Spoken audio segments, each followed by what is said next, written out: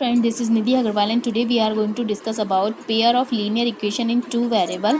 Okay, it's a chapter number 3 and exercise 3.2 we are going to start today, and 3.1 we have done already yesterday.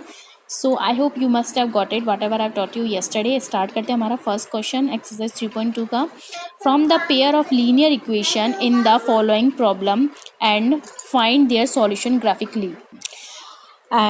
First इसका part है 10 students of class 10th took part in mathematic quiz if the number of girls 4 more than of number of boys and find the number of boys and girls who took participate in the quiz. Okay, so हमारा first question है 10 students है हमारे पास. इसमें number of girls हैं, number of boys हैं. तो suppose हमने किया नंबर ऑफ गर्ल्स x है.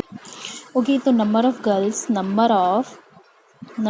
गर्ल्स हमारे कितने हैं? Number of girls equal to x और number of boys equal to हम करेंगे y. अब देखो लीनियर इक्वेशन इन सॉल्यूशन और ग्राफिकली का है. तो linear equation first of all हम अपनी लीनियर इक्वेशन निकालेंगे. उस लीनियर इक्वेशन से हम सॉल्यूशन निकालेंगे. सॉल्यूशन से हम ग्राफिकली उस पर प्लॉट करेंगे. ओके, तो नंबर ऑफ गर्ल्स x दे रखा है, नंबर ऑफ बॉय y और 10 स्टूडेंट्स है हमारे पास टोटल. तो देखो नंबर ऑफ गर्ल्स, एक इक्वेशन तो हमारी लीनियर इक्वेशन यही बन गई. नंबर ऑफ गर्ल्स x और नंबर ऑफ बॉय y.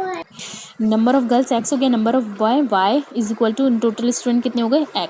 अब इसने कहा है number of girls is more than of number of boy. Number of girls x है और नंबर ऑफ बॉय y है. तो number of girls more than है नंबर ऑफ बॉय से, तो y प्लस 4 हो गया क्योंकि नंबर ऑफ गर्ल्स बॉय से 4 गुना है. नंबर ऑफ गर्ल्स बॉय से 4 गुना, तो लाइक दिस काइंड ऑफ होगा.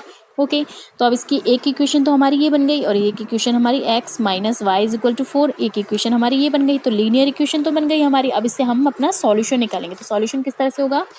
x plus y is equal to 10. So x plus y is equal to 10 और x minus y is equal to 4. तो ये हमारी 2 equations हैं.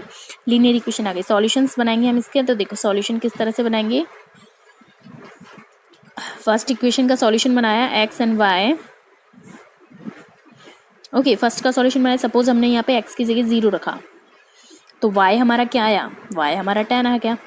और अगर हमने x की जगह और सपोज हमने रखा 2 रखा, सपोज x की जगह हमने 2 रखा तो y क्या आएगा? 8 आ गया हमारे पास.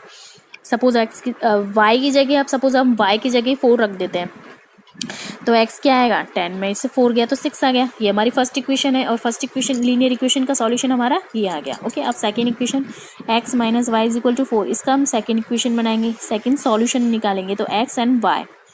ओके, तो x हमने 0 रखा तो y कितना आ गया हमारा? x 0 रखा तो y माइनस का 4 आ गया. माइनस का 4 ही तो आएगा, माइनस है उधर चला जाएगा. और अगर हमने y अगर 0 रखा तो x हमारा 4 आ गया. और हम अगर 2 रखते हैं, हमने 2 रख दिया, x हमने 2 रखा तो 2 minus y is equal to 4. तो minus y is equal to 4 में से 2 गया तो कितना है? 2. यानी y इज इक्वल टू हमारा आ गया माइनस का 2. तो y इज इक्वल टू हमारा आ गया माइनस का 2. ठीक है.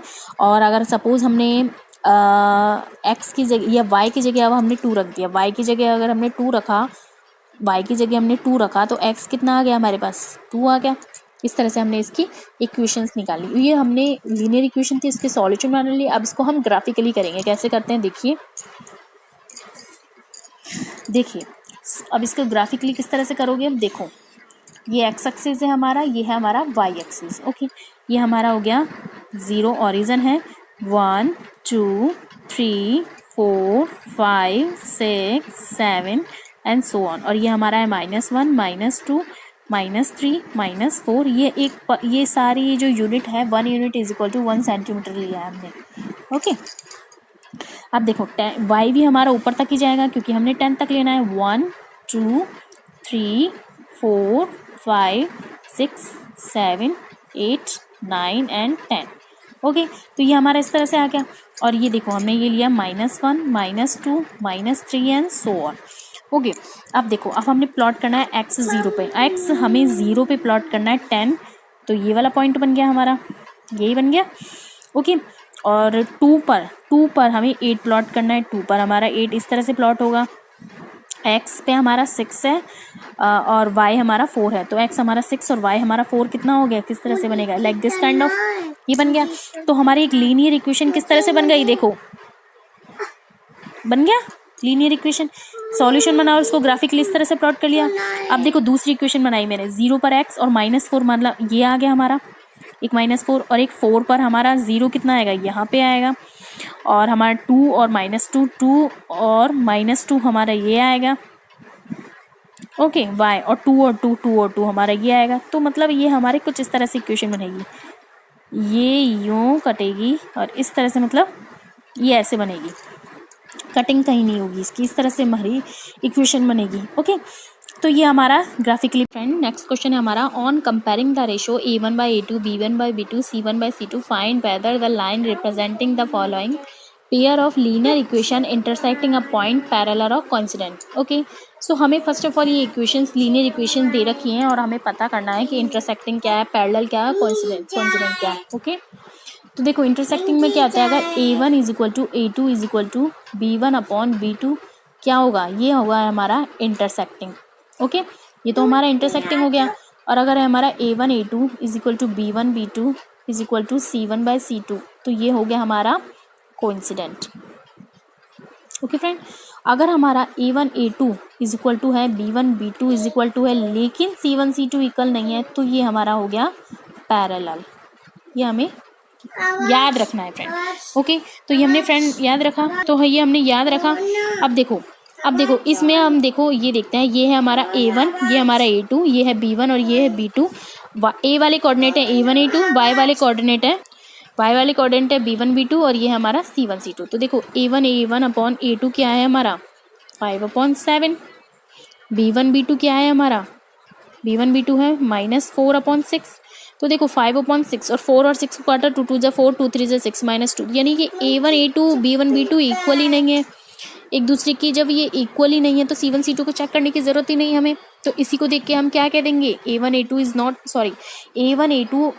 Not equal to b1 b2 होगा तो वो इंटरसेक्टिंग होगा। Sorry friend, a1 a2 is not equal to b1 b2, it's called intersecting. So a1 a2 is not equal to b1 b2 होगा तो हम इसको क्या कहेंगे, ये क्या है हमारा इंटरसेक्टिंग है। ओके, अगर ये आपस में मिल ही नहीं रहा तो हम आगे इसको चेक ही नहीं करेंगे, तो ये क्या कहेंगे, फर्स्ट इक्वेशन हमारी क्या है, इंटरसेक्टिंग है। ओके फ्रेंड, अब देखो नेक्स्ट क्वेश्चन की ओर मूव करेंगे। नेक्स्ट क्वेश्चन है हमारा a1/a2, ये हमारी लीनियर इक्वेशन है। a1 a2 क्या है हमारे पास 9/18, b1 b2 क्या है हमारे पास 3/6। तो देखो 3 1 जा 3, 3 2 जा 6, 9 1 जा 9, 9 2 जा 18, मतलब a1/a2 is equal to b1/b2। अब ये दोनों अगर हमारे इक्वल है तो हम c1 c2 चेक करेंगे। तो c1/c2 क्या है हमारा 12/24, यानी कि 12 1 जा 12, 12 2 जा 24, यानी c1 c2 भी इक्वल आ रहा है। अगर ये तीनों इक्वल है तो क्या आएगा, ये कोइंसिडेंट। इसको क्या कहेंगे हम, कोइंसिडेंट। आई होप आपको ये समझ में आ गया होगा फ्रेंड। ओके फ्रेंड्स, अब हम मूव करेंगे नेक्स्ट क्वेश्चन की ओर। थर्ड क्वेश्चन की ओर मूव करते हैं। On comparing the ratio a1/a2 b1/b2 c1/c2 find whether the following pair of linear equation coincident and inconsistent. Sorry, not coincident, it's consistent and inconsistent. Okay, तो अब हमें वही चीज़ हमें follow करनी है। अगर a1/a2 is not equal to b1/b2, so what we will say, it's a intersecting, or it's called of consistent. Okay, and a1/a2 and b1/b2 and c1/c2 is not equal to it's a parallel. It's called parallel and it's called of inconsistent. Okay friend, so अब देखो it's inconsistent. Okay, अब देखो ये equation दे रखी है।